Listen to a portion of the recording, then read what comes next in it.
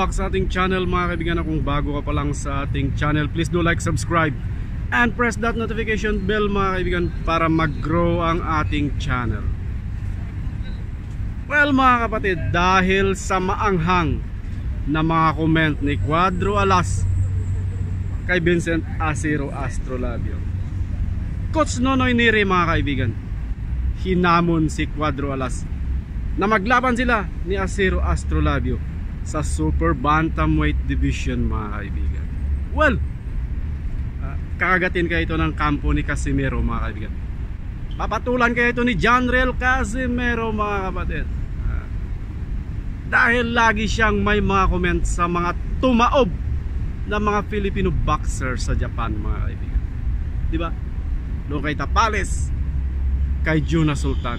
This time, hinamon mismo ng coach at saka kampo ni Astrolabio na maglaban sila sa Bantamweight Division or sa Super Bantamweight Division mga kaibigan. Well, ang pananaw ko lang dito, hindi to papatulan ni Cuadro Alas. Alam nyo kung bakit? Dahil si Cuadro Alas ay hindi pumapatol sa mga talunan. Yun lang mga kaibigan. Dahil ang gustong kalabanin ni Cuadro Alas ay ang mga undisputed sa kanyang division at ang mga champion. Kaya lang mga kaibigan, the reality is ayaw din siyang labanan. Or ayon sa kanila, takot ang mga ito.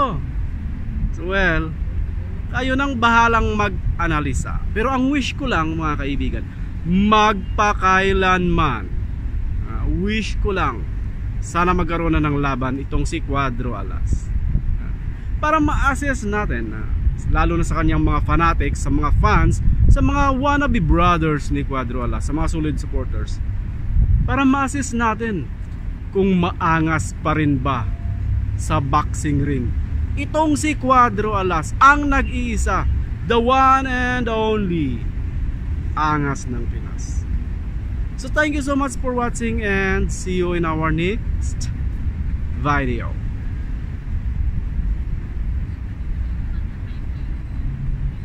Bye bye.